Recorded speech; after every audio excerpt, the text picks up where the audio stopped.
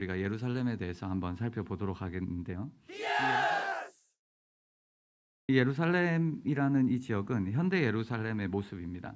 지금 현대 예루살렘의 이게 올리브산, 감람산, 우리 성경에 나오는 그 감람산에서의 배경이에요. 여기 보시면 이렇게 네모나게 약간 정사각, 직사각형 같은 이 모양이 보입니다. 이게 이제 올드시티라고 부르고요. 그 여기 외곽에 있는 지역은 이제 뉴시티입니다. 그러니까 이 올드시티 안에 있었던 일들, 그리고 여기에 보시면 지금의 황금 사원이 보이죠. 여기에 성전이 있었던 곳이기도 하고요.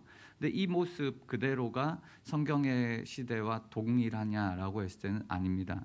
그래서 우리가 이 이스라엘을 가게 되거나 혹은 예루살렘을 가게 되더라도 이런 배경을 모르면 사실은 굉장히 어려운 곳이 예루살렘이라는 지역이에요. 이 첫 번째로 가장 중요한 거는 성벽이 변했다라는 것을 여러분들이 아셔야 됩니다. 그러니까 이 다윗 시대 혹은 여부수 시대부터 시작을 해서 이 예수님 시대까지, 그리고 현대 이스라엘에 오기까지 성벽이 변합니다. 몇천 년의 역사니까 당연한 거겠죠, 사실은. 그래서 우리가 이렇게 보면 이 미들 브론즈 시대, 중기 청동기 시대부터 철기 시대, 이 시대 때는 여부스 시대의 사람, 혹은 우리가 조금 더 오버하면 다윗 시대까지 볼 수 있는데요. 그 시대는 지금 아까 제가 사진에서 보여드렸던 네모난 이 모습은 여기에 있고요. 다윗의 시대는 여기에 조그맣게 있는 요게 다윗의 성입니다.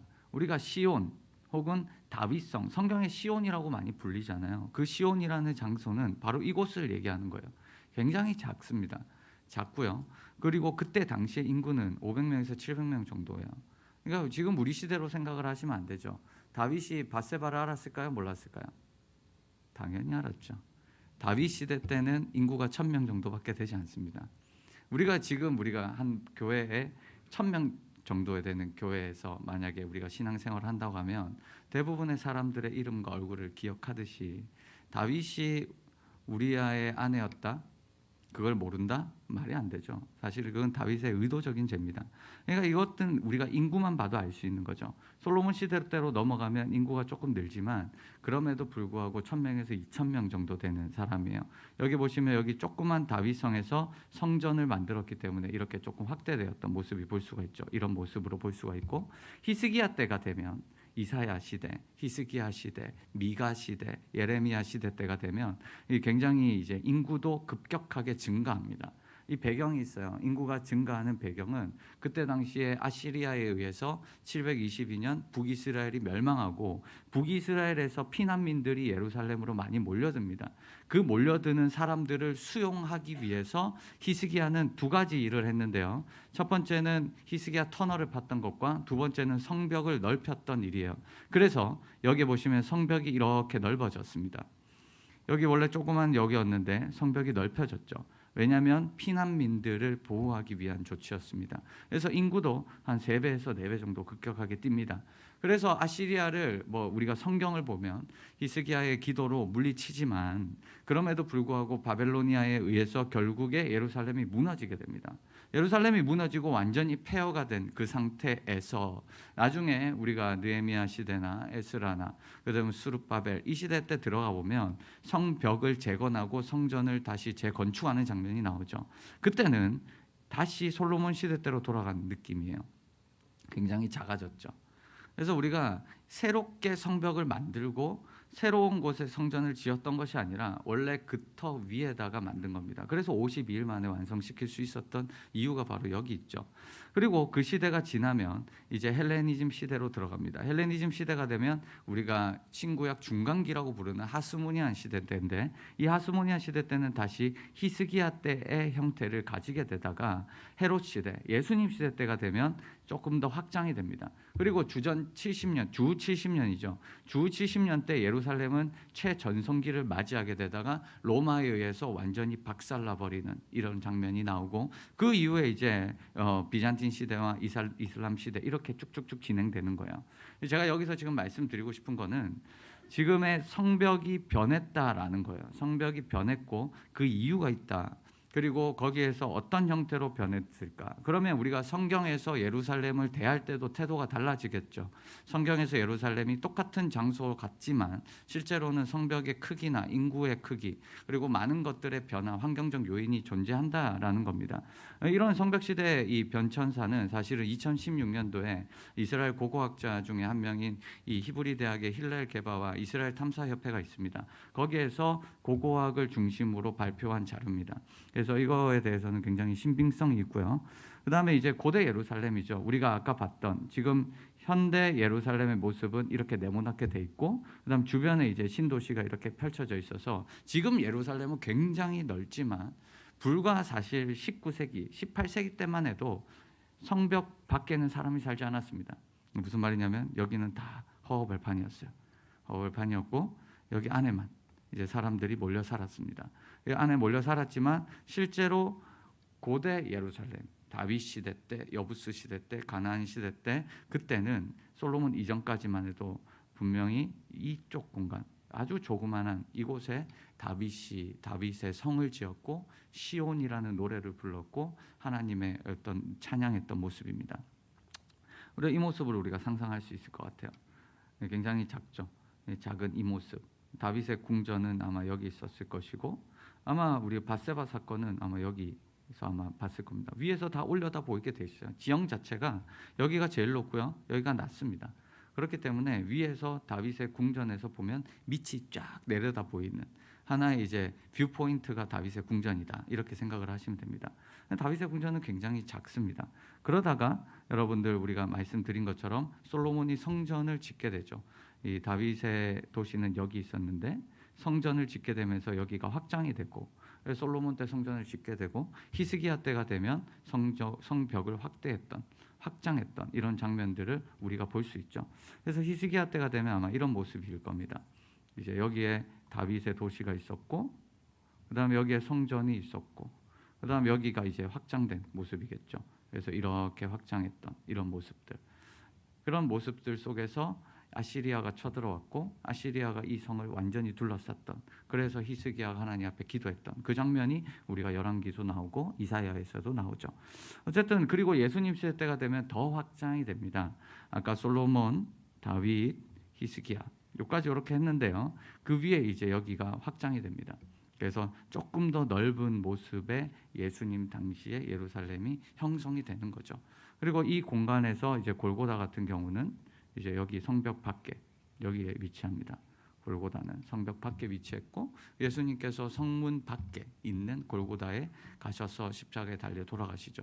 지금 이스라엘에 가보시면 성문 안에 있어요. 성문 안에 있는데 왜 성문 안에 있냐? 왜 성경이랑 다르다? 해서 막 이상한 소리를 하는데 이 성벽의 변천사를 몰라서 하는 소리입니다. 성벽의 변천사를 아시면 우리가 성지순례를 가든 이스라엘을 가든 예루살렘을 가든 이것들을 조금 더 아는 만큼 보이는 거겠죠. 예루살렘은 어느 지파일까요?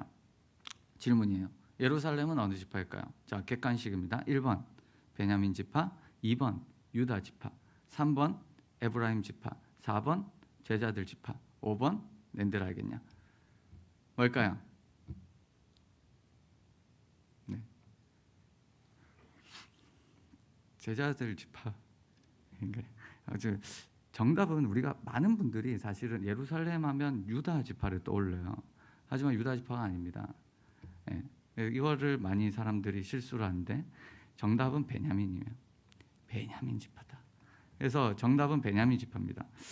왜 베냐민 지파일까? 다윗이 왜 베냐민 지파를 베냐민 지파 땅에 있는 예루살렘을 수도로 삼았을까? 자, 여러분 다윗이 예루살렘을 정복하기 이전에 여러분 지파를 분배했을 때 예루살렘에는 누가 살고 있었을까요? 예루살렘에 이스라엘이 정복을 했을까요? 못했을까요? 못했어요. 예루살렘은 누가 살고 있었냐면 다윗이 정복하기 이전까지 여부스 사람들이 살고 있었습니다. 여부스 성이었어요. 그러니까 이 예루살렘이라는 단어는 실제로 우리가 굉장히 중요하게 생각하는 단어이고 많이 나올 것 같은데 실제로 다윗이 정복하기 이전에 거의 나오지 않습니다. 성경에 전무해요. 거의 등장하지 않는 도시가 예루살렘입니다. 예루살렘이 왜 중요하지 않았냐? 혹은 예루살렘이 작은 도시였냐? 왜 성경에 나오지 않느냐? 그 이유는 간단합니다. 이스라엘이 예루살렘을 정복하지 못했기 때문이에요. 이스라엘 땅이 아니었기 때문이죠. 그렇기 때문에 다윗이 처음으로 하나님 앞에 그리고 헤브론 장로한테 기름을 붓고 그 다음에 왕으로 임명받은 다음에 가장 먼저 한 행동이 뭐냐면 예루살렘을 수도로 삼은 거죠. 왜 예루살렘을 하필 예루살렘을 수도로 삼았을까? 다윗은 어디서 기름 부음 받았냐면 헤브론에서 기름 부음 받았습니다. 여기가 헤브론이거든요. 상당히 남쪽에 있죠. 그러니까 상당히 남쪽에 있는 이 헤브론 지역에서 기름 부음을 받았어요. 그때 당시에 왕은 북이스라엘에 사울이라는 왕이 있었습니다. 어떻게 보면 이 모든 통일 왕국이 사울의 왕 체제로 진행됐는데 어떻게 보면 다윗을 지지하는 세력에서 헤브론 장로들이 다윗을 기름 부으면서 다윗이 어떻게 보면 왕이다, 이제 내가 왕이다라고 선언한 꼴입니다. 그런 상황에서 사울은 죽었고요. 사울이 죽은 다음에 다윗이 왕이라 선언을 했고, 우리가 생각할 때는 헤브론에서 왕을 하면 오히려 헤브론을 수도로 삼았으면 자기의 지지층이 있는 기반입니다. 그러니까 지금 우리가 선거철이고 오늘 총선 투표하셨고 그런 거잖아요.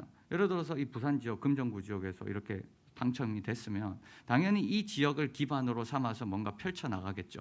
근데 다윗은 헤브론을 중심으로 펼쳐나가지 않고 굳이 이 예루살렘 올라와서 이 예루살렘에 있는 이 베냐민 지역에 가서 이 지역을 정복을 했고 이 지역을 수도로 삼았습니다. 왜 그럴까?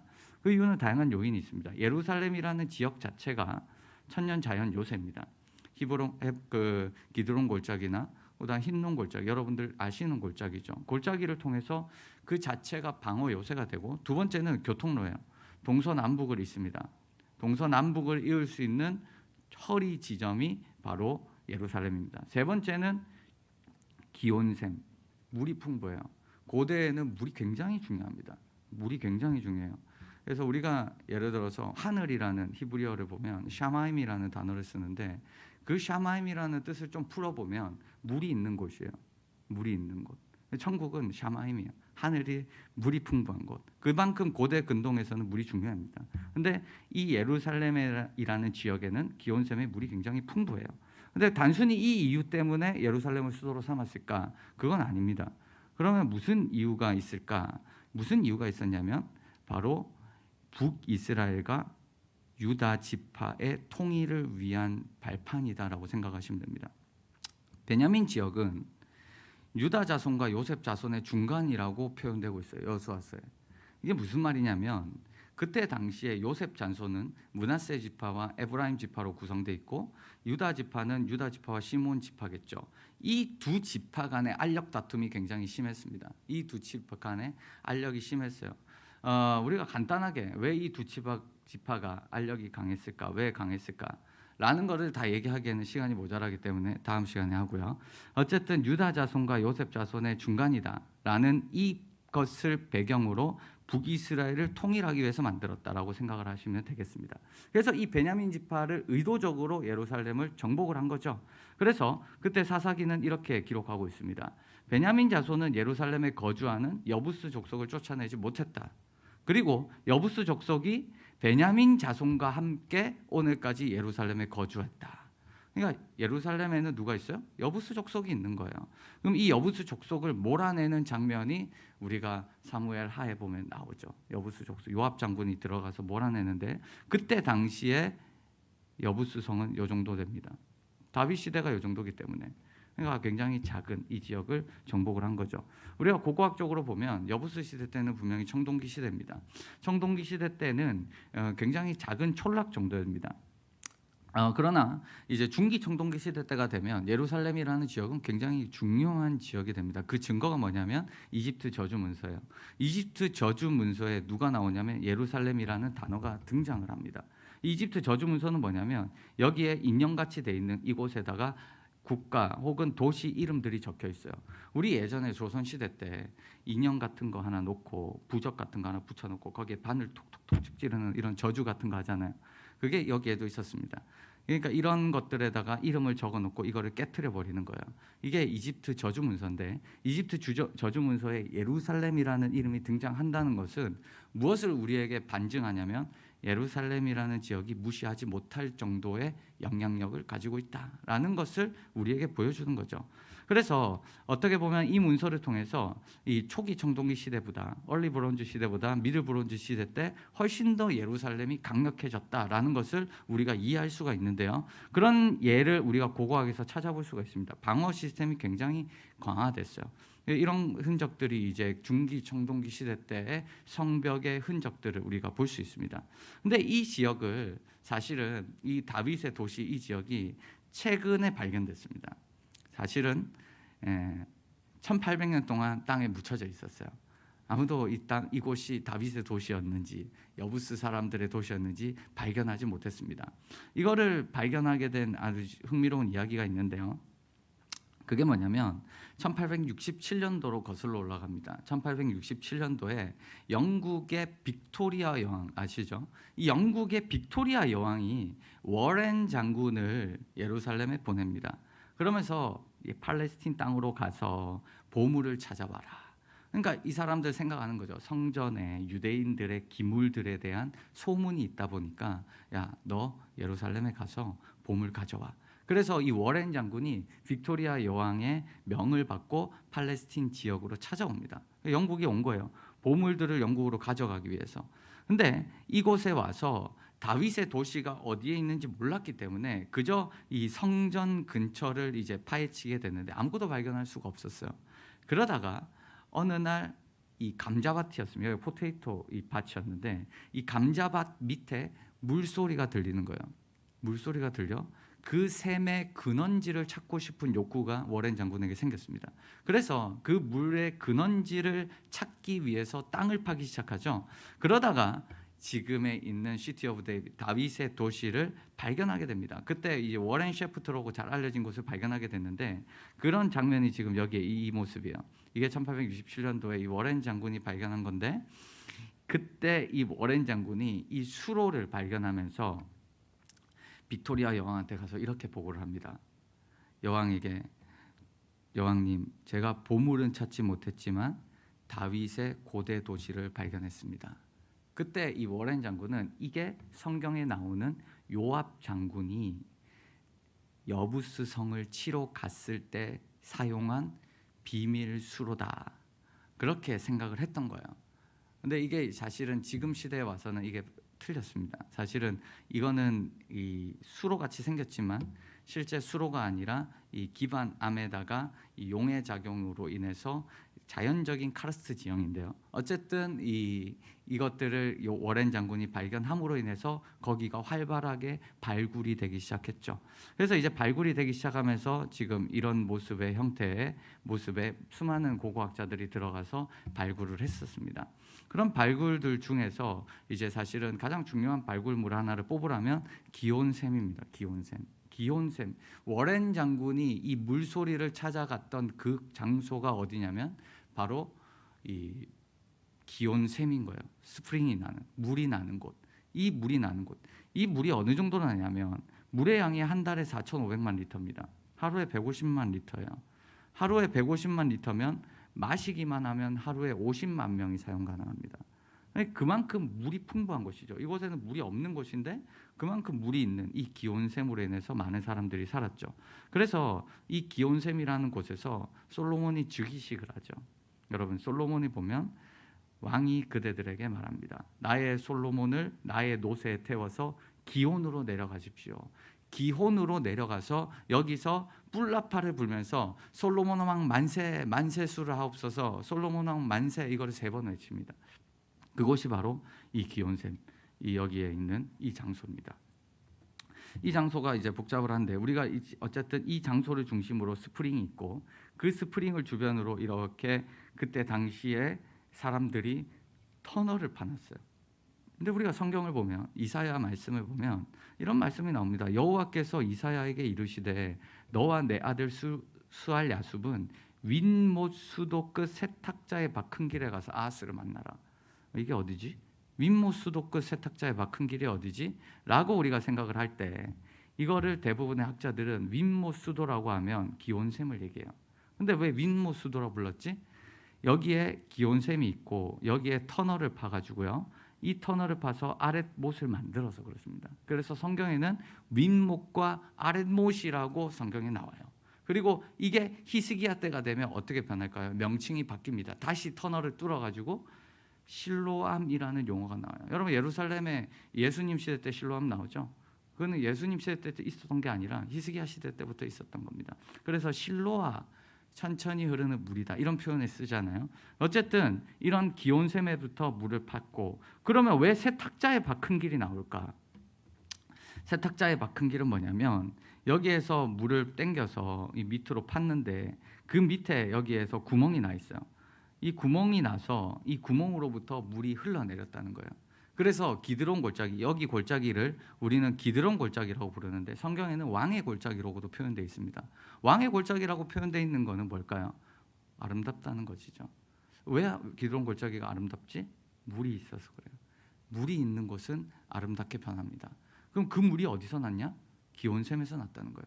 그런 기온샘에서 터널을 뚫어가지고 구멍이 났고 그 구멍에서 나오는 하천이 만들어졌고 그 하천에서 아마 여인들이 세탁을 했고 그 세탁을 했기 때문에 여기를 세탁자의 밭이다라고 불렀던 거겠죠. 그런 모양들이 여러분들이 이렇게 이해할 수가 있습니다. 이게 이제 다윗 시대 때의 모습인데, 또한 다윗 시대 때의 성경을 자세히 보면 사무엘하 5장에 다윗이 그 산성에 살면서 다윗성이라 이름하고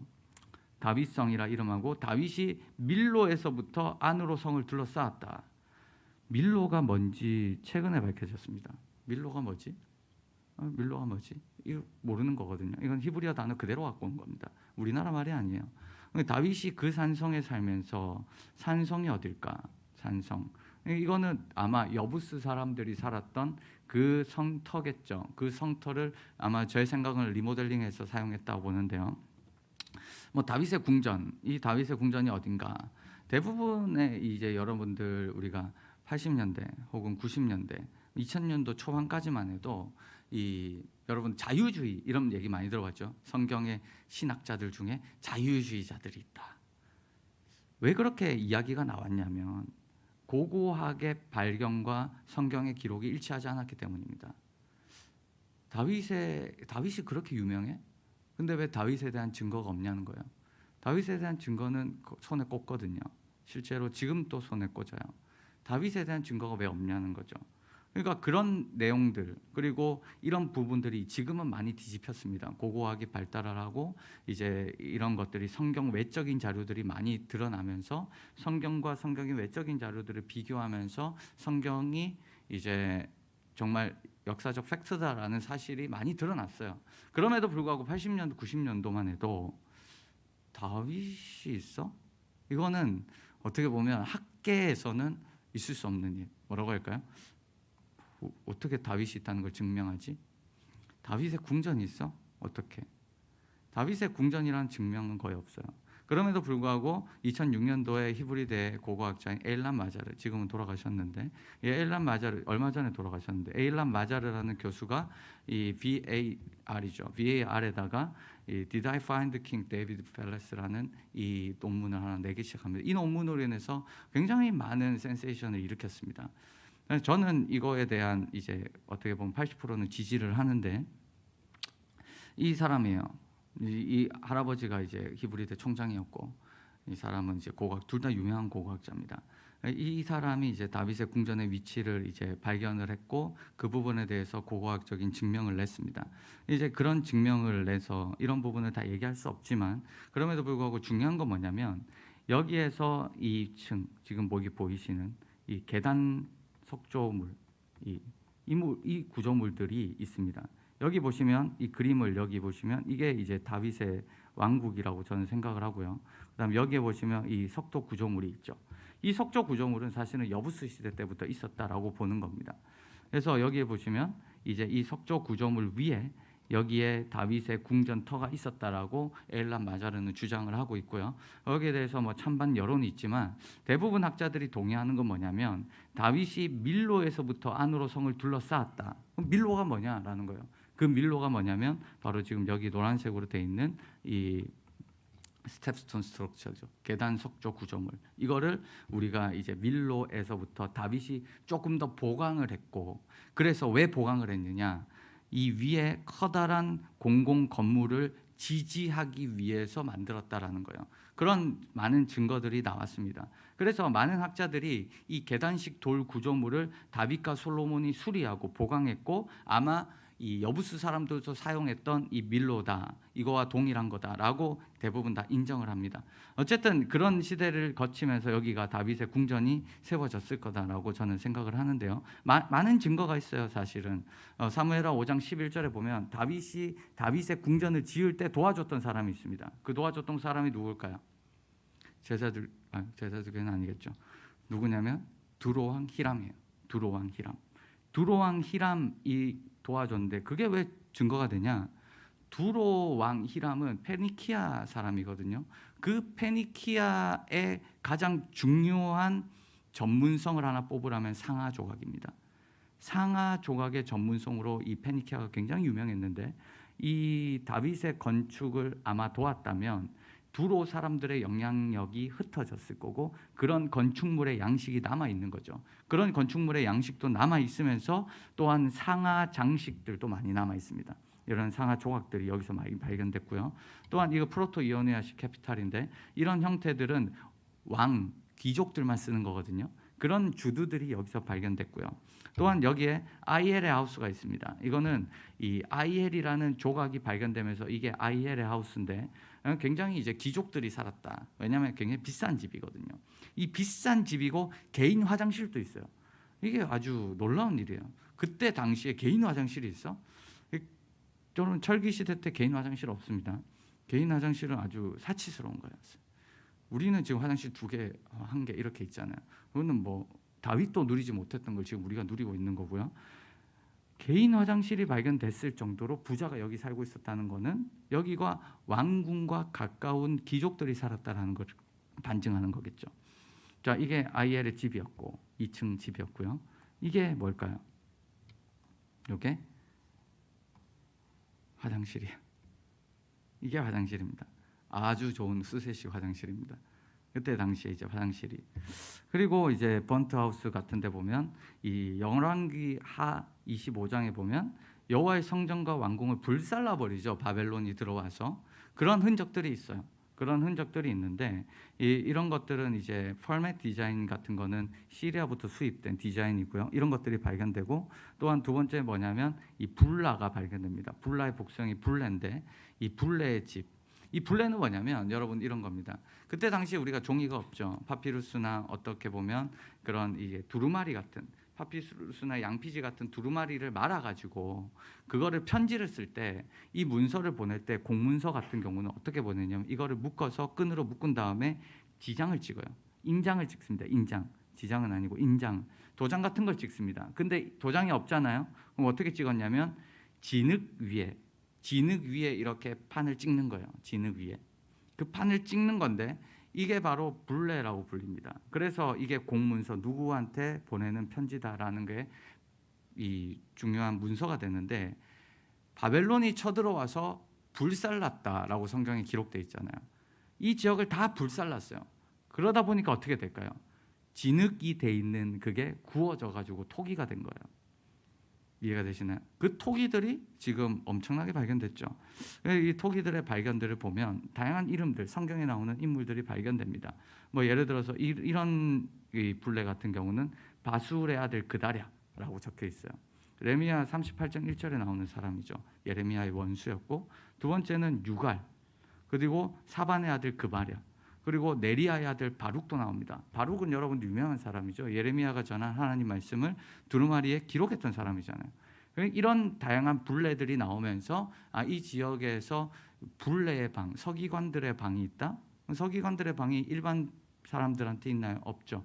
그런 것들은 이곳이 바로 왕궁 근처였다라는 것들을 반증하는 거다. 다양한 것들을 우리가 볼 수 있지만 아마 다윗의 궁전을 이 리컨스트럭션을 하면 이렇게 되겠죠. 재구성을 하면 이런 프로토 이오니아식 궁전이 있고 주두가 있고 다윗의 궁전이 있고 가장 높은 곳에서 아래를 바라봤겠고 아래를 바라보니까 여기 지붕 위에서 밧세바가 모욕할 때 쳐다봤겠고 뭐 이런 장면들을 우리가 상상을 할 수가 있을 겁니다. 그러면서 다윗 시대 때가 지나면 솔로몬이 성전을 짓고 히스기야 시대 때가 됩니다. 히스기야 시대 때가 되면 아까 제가 말씀드렸던 것처럼 인구가 먼저 급격하게 늘어난다. 인구가 급격하게 늘어난다는 것은 아시리아가 이 북이스라엘을 멸망시키면서 거기에 있는 피난민들이 남쪽으로 내려왔기 때문이다. 그래서 두 가지 조처를 했는데 그것 중에 하나가 뭐냐면 히스기야 터널을 판 거고요. 히스기야 터널을 팠던 이유는 뭐냐면 물을 성 안으로 끌어오는 행공사였어요. 그때 고대 근동의 전쟁은 성벽 밖에서 사람들이 죽치고 있는 겁니다. 성벽 밖에 사람들이 죽치고 있다가 물이 떨어지거나 먹을 것이 떨어지면 전쟁이 끝나는 거예요.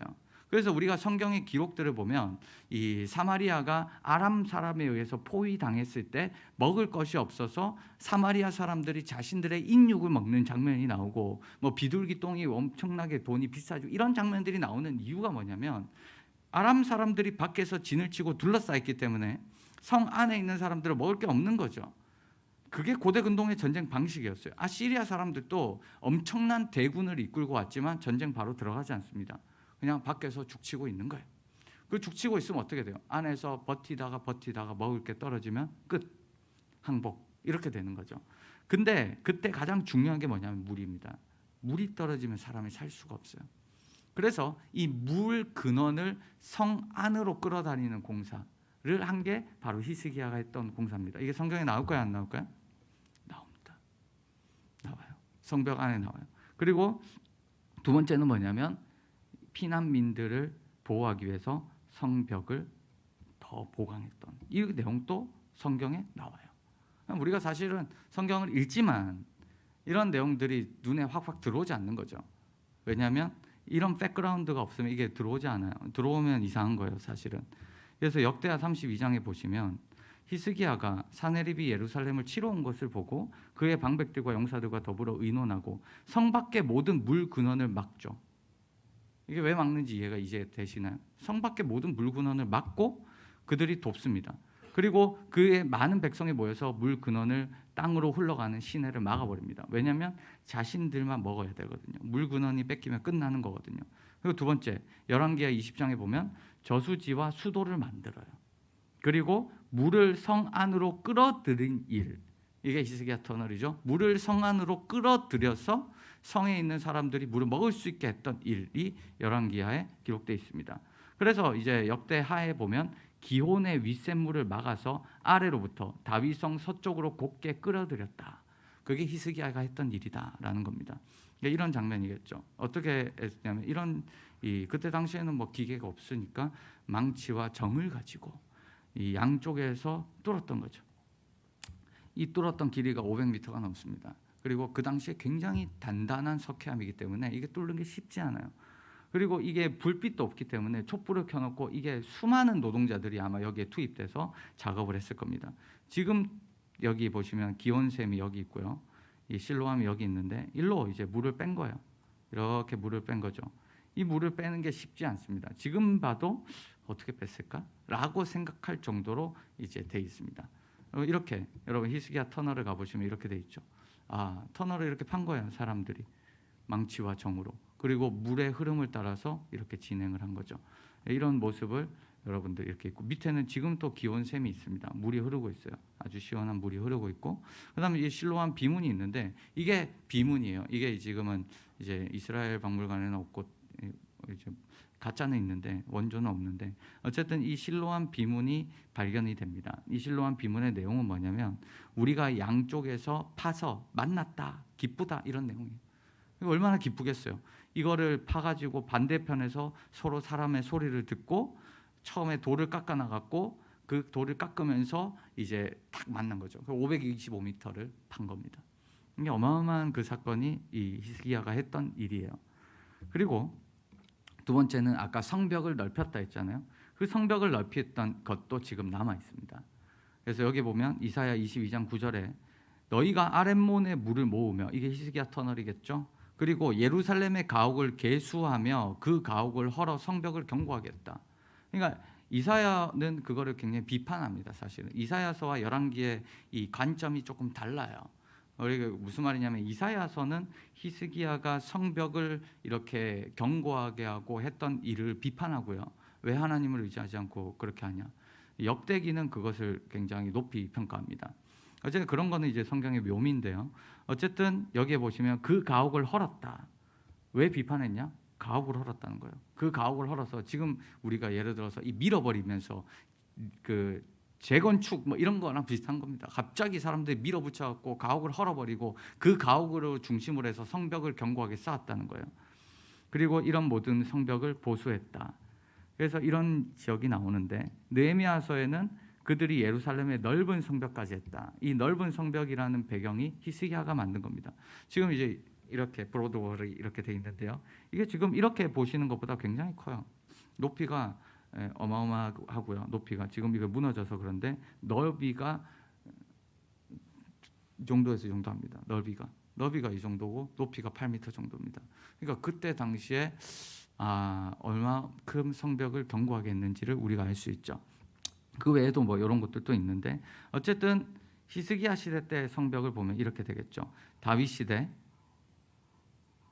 그리고 솔로몬 시대 성전을 지었으니까 그 다음 히스기야 시대 이렇게 넓힌 거죠. 히스기야가 이 일을 합니다. 그럼에도 불구하고 아시리아는 하나님 앞에 의지해서 막았지만 바벨로니아를 막을 수는 없었습니다. 그리고 완전히 회파되고 바벨론 포로로 끌려가고 그리고 이 고레스라는 고레스라는 왕을 통해서 다시 돌아오게 됩니다. 그래서 이제 다시 이 페르시아로 끌려갔다가 돌아오는 이 장면들을 보면 영국 박물관에 가면 이 고레스의 비문이 여기 적혀 있죠. 이 고레스의 결정이죠. 종교 자유를 선언한 겁니다. 종교 자유를 선언해서 너희 돌아가도 된다. 그때 이제 돌아왔던 거죠. 그래서 여기에 살던 사람들이 포로 기환이 일어납니다. 1차, 2차, 3차 뭐 이렇게 걸쳐서 어쨌든 포로 기환이 일어나고 그때 이제 느헤미야가 성벽을 재건하잖아요. 그 느헤미야의 성벽 재건은 이렇습니다. 느헤미야는 여기에 보시면 여기 제2성전이 만들어졌겠고 그 다음에 여기가 히스기야 때의 모습이겠죠. 근데 히스기야 때 이 하나의 벽은 다 회파됐고요. 없어요. 느헤미야는 이거를 재건하지 않았습니다. 느헤미야는 뭘 재건했냐? 다윗 때의 모습. 지금 여기 이렇게 다윗 때 모습이랑 똑같죠. 그때 모습이랑 똑같이 이 성벽을 재건했던 장면이 나오죠. 이 터를 따라서 하는 게 맞아요. 왜냐하면 이게 골짜기가 있기 때문입니다. 골짜기가 여기에 이제 기드론 골짜기가 있고 여기에 이제 중앙 골짜기가 있거든요. 이 V자형으로 골짜기가 나 있기 때문에 이 골짜기를 따라서 성벽을 짓는 게 맞아요. 이거 왜 성벽을 지을 수 있냐? 없어요. 지형적으로 성벽을 지을 수가 없기 때문에 이렇게 지은 거고요. 그 다음에 이제 예수님 시대 때가 되면 여기에 흰농 골짜기가 한 개 더 있기 때문에 조금 더 성벽이 넓어졌던 거죠. 히스기야가 이렇게 성벽을 넓힌 것도 골짜기를 따라서 지은 겁니다. 어쨌든 예수님 당시 때가 되면 성벽이 넓어집니다. 여기 보면 이게 솔로몬, 다윗, 히스기야. 그리고 여기에 보면 제2성벽이 조금 더 건축이 돼요. 이제 좀 넓어지는 거죠. 여기에 이제 성전이 있었던 거죠. 그 성전을 누가 리모델링했냐면 헤롯이 리모델링했던 겁니다. 헤롯이 성전을 리모델링했고 그런 리모델링을 하면서 계속 제사는 드려졌고 그런 제사가 지내지면서 굉장히 유대인들이 자부심을 느꼈다. 이런 거는 이제 유월절 할 때 좀 말씀을 드렸었죠. 그래서 이제 이게 헤롯의 성전의 모습입니다. 굉장히 이제 크게 나오죠. 헤롯의 성전은 굉장히 화려했습니다. 어쨌든 이런 모습들을 볼 수가 있고 여기가 여자의 뜰이었고 남자의 뜰이었고 여기가 제사장 뜰이었습니다. 여기가 번제단이었고 들어가면 여기에 지성소가 있었던 이 모습을 우리가 이해할 수가 있죠. 그런 모습이 있는데 지금 이제 이 헤롯의 성전과 지금 이 모습을 비교하면 사실은 우리가 지금 봐도 2000년이 지난 지금 봐도 황금 사원을 보면 굉장히 화려하거든요. 실제로 금으로 덮어 있고요. 그래서 이게 해가 질 때가 되면 이 황금이 반짝반짝 빛이 나요. 그래서 굉장히 아름다운 모습을 가지고 있는데 그럼에도 불구하고 2000년 전에 예수님 시대의 성전은 이거보다 더 화려했습니다. 그게 놀라운 사실이죠. 그걸 어떻게 아냐? 높이만 봐도 알아요. 지금 여기에 보면 이게 돔 오브 락입니다. 돔 오브 락이 황금 사원이 이 정도 높이였는데 그때 당시 헤롯의 성전의 높이가 더 높아요. 그러니까 이게 어마어마하게 건축을 했다라는 것을 우리가 좀 짐작을 할 수 있습니다. 어쨌든 그런 모습을 보면 아마 이런 모습일 겁니다. 이게 예루살렘 그때 당시에 예수님 당시 때 예루살렘의 모습. 그래서 여기가 이제 골고다예요. 여기가 골고다. 그래서 예수님께서 아마 여기에서 이제 심판을 받으셨다면 이 길을 가신 거죠. 골고다 길을. 이 길을 가셨죠. 이 골고다 길까지 가는 길이 오르막길이에요. 오르막길. 중간에 뭐가 있냐면 이 티에포리온 골짜기, 그러니까 중앙 골짜기가 있습니다. 이 골짜기가 있어서 V자형으로 이렇게 돼 있어서 마치 이 금정구의 아파트로 올라가듯이 이렇게 올라가야 되는 이 골고다. 골고다, 집으로 올라갈 때마다 골고다를 생각하는데 어쨌든 여기가 오르막길입니다. 여기서 예수께서 십자가에 달리셨죠. 우리가 이제 고난 주간을 겪었고 그리고 부활 주간을 겪으면서 이 일들을 여러분들이 어느 정도 머릿속에 있을 겁니다. 예수께서 십자가에 달리셨고 그리고 많은 제자들이 무서워서 두려워 떨었고 막달라 마리아는 처음으로 예수님을 찾아갔고 그때 누가복음은 또 다른 얘기를 그리고 있어요. 그게 뭐냐면 이 또 다른 두 제자가 있습니다. 아마 이름은 언급되지 않은 걸로 보내서 무명의 제자였던 것 같아요. 예수님께서 십자가에 달리신 걸 보고 좌절과 실망 속에 빠졌던 제자. 걸어갈 때 예수님이 동행을 합니다. 부활하셨고 동행을 하시는데 예수님을 알아보지 못하죠.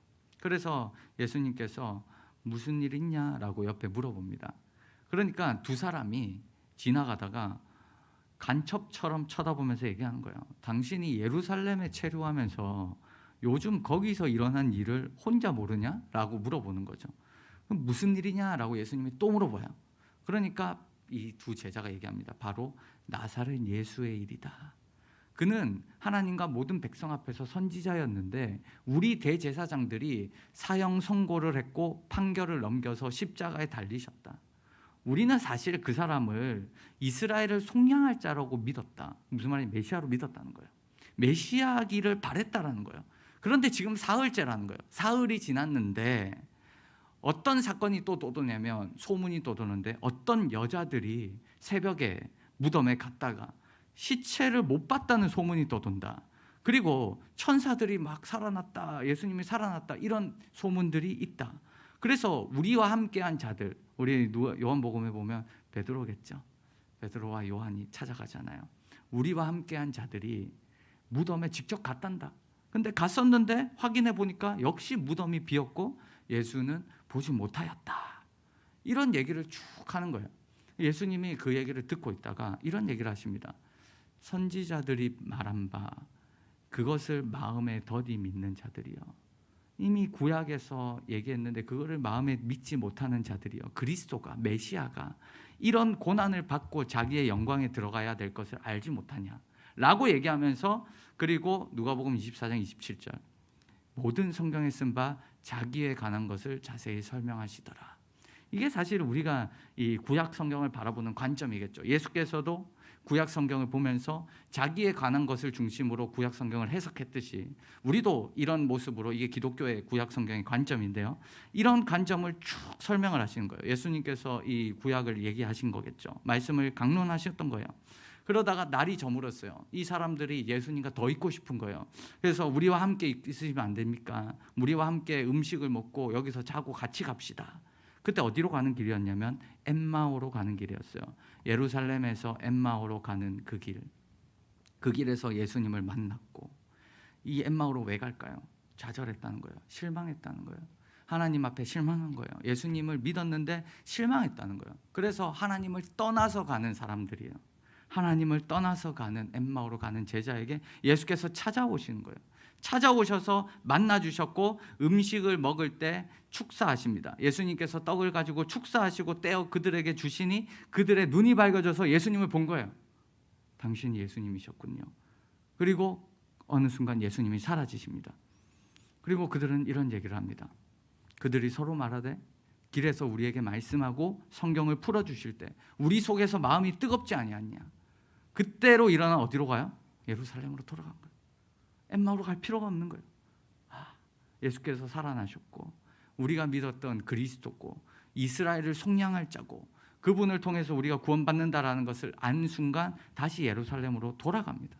그래서 예루살렘이라는 이미지는 사실은 신앙을 떠난 자들이 회복되어지는 이미지로 많이 그려졌어요. 그래서 중세시대 때 예루살렘을 많이 갔고요. 이런 모습들이 지금도 있는 거죠. 이런 예수님의 찾아오시는 장면들이 또 한 가지 등장하는데 마가복음 16장에 보면 이런 내용이 있죠. 마가복음 16장에 막달라 마리아에게 먼저 보이셨죠? 부활의 첫 증인으로. 그리고 마리아가 가서 예수와 함께 하던 사람들, 제자들이겠죠? 그 제자들이 슬퍼하는 사람들에게 알립니다. 복음을 전하는 거예요. 예수께서 살아나셨다. 그러나 믿지 않습니다. 듣고도 믿지 아니하니라. 마가복음 16장은 굉장히 적나라해요. 이 제자들의 모습. 그리고 또 두 번째 얘기합니다. 그 후에 그들 중 두 사람이 걸어서 시골로 갈 때, 아까 우리가 읽었던 누가복음의 말씀이겠죠. 엠마오로 가는 두 제자, 시골로 엠마오로 갈 때 예수께서 다른 모양으로 그들에게 나타나셨지만, 그리고 두 사람이 아까 예루살렘으로 갔잖아요. 예수를 보고 예수께서 살아나셨고 마음이 뜨거워졌고, 그래서 예수님을 전하러 예루살렘에 갔어요. 남은 제자들에게 그 사실을 알렸어요. 그런데 제자들은 반응이 어때요? 역시 믿지 않았다. 그 후에 11제자가 음식 먹을 때 예수께서 나왔어요. 예수께서 나타나셔서 그들의 믿음 없는 것과 마음에 완악한 것을 꾸짖으셨어요. 왜? 믿지 않으니까. 그런데 놀라운 사실이 뭔지 아세요? 꾸짖은 다음에 사명을 주세요. 뭔가 안 맞지 않아요? 꾸짖은 다음에 제자들의 모습은 믿지 않았는데 이르시되 너희는 온 천하에 다니며 만민에게 복음을 전파하라. 마가는 굉장히 독특한 장면을 씁니다. 표현을 쓰는데 그게 뭐냐면 마음의 완악함이란 단어예요. 완악하다는 거예요. 마음이 완악하다라는 단어는 이 마가가 독특하게 표현하는 단어입니다. 이걸 누구한테 쓰고 있어요? 제자들한테. 제사장들이 아니라 제자들한테 쓰는 거예요. 제자들, 너희 마음이 완악해. 근데 복음을 전해. 저는 이 모습을 보면서 많은 생각을 하게 되죠. 믿지 않는 제자들에게 예수님은 찾아오셨고, 그들의 마음에 완악한 것을 꾸짖으셨고, 그래서 복음을 전파하라라는 사명을 주셨습니다. 저는 여기서 이런 생각을 합니다. 믿지 않는 그들에게, 마음이 완악한 들에게 복음 전파 사명을 라는, 저는 믿음 하나님의 지혜라고 생각을 하는데요. 믿음 없는 우리를 하나님께서는 다양한 방식으로 우리에게 믿음을 주십니다. 우리가 완악했던 사람이었잖아요. 우리가 빛이 없었고, 우리가 어둠에 있었고, 예수를 몰랐고, 우리의 뜻대로 살아가려고 했었고, 우리가 추구하는 행복과 가치를 따라서 살아갔던 사람이죠. 그런데 예수께서 찾아오셨죠. 그리고 우리에게 믿음을 주셨죠. 그런데 이 믿음이 성숙하고 믿음이 자라나게 하시는 그 중에 방법 하나가 뭐냐면 고통입니다. 아이러니하지만 고난이에요. 예수께서 와서 마음에 완악한 것을 꾸짖으셨던 것처럼 우리에게도 때로는 고통이 있습니다. 근데 그 고통이, 저는 진리와 함께 간다라는 표현을 쓰는데, 이 말은 뭐냐면 이 고통이 우리 자신에게 있는 껍데기를 벗기는 효과가 있습니다. 우리의 껍데기를 벗기고 우리 자신의 모습을 직시하게 하는 것이죠. 하나님의 찾아오심을 통할 때 우리 자신의 모습을 적나라하게 비추어 주셔서 우리가 하나님 앞에서 어떠한 존재인지를 다시 한번 깨닫게 하십니다. 그래서 우리의 믿음은 인간적인 고집과 그리고 아집과 그리고 완악한 마음으로, 그리고 때로는 나의 의가 나타나서 하나님의 은혜가 아니라 나의 의로 가득한 신앙생활을 할 때 하나님의 우리를 깨끗한 믿음, 순전한 믿음, 그래서 그 순수한 믿음으로 사명을 감당하게 하시는 방법이 뭘까요? 고통이에요. 우리를 꾸짖으세요. 그래서 참 순종은 반드시 갈등이 따라옵니다. 주님 앞에 순종하고 싶으세요? 갈등이 없을 수가 없어요.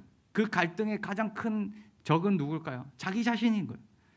자기 자신을 향한 그 갈등, 나의 모습을 향한 그 갈등, 나의 믿음 없는 내 그 갈등, 죄로 가득한 나의 모습을 향한 그 갈등, 그 갈등으로 우리의 모습에 공고한 마음이 찾아올 때, 그때 누가 찾아오시냐면 스스로 이겨낼 수 없을 때 예수께서 찾아오세요.